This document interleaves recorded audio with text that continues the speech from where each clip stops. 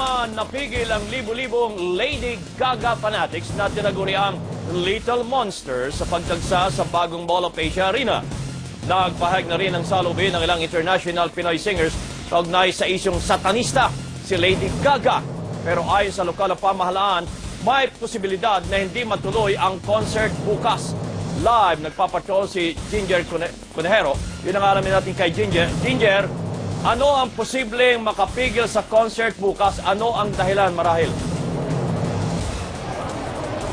Kabayan, base nga sa panayam sa DZMM sa isang local official kanina, depende nga sa magiging content o laman ng show ngayong gabi kung tuloy ang concert bukas. Pero ngayong gabi, tuloy na. Kani-kanina lang nakita natin ang pagdating ni Lady Gaga mismo dito sa The Arena.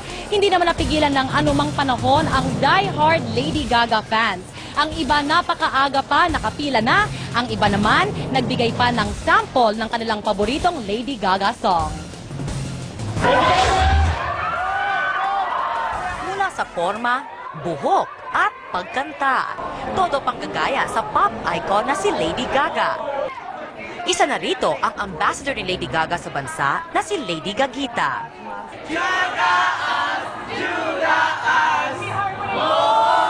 Ilang buwan naman pinag-ipunan ng ilang fans ang kanilang ticket para panoorin ang multi-awarded Grammy singer. First time magdaraos ang concert dito sa The Arena na pang world class ang dating.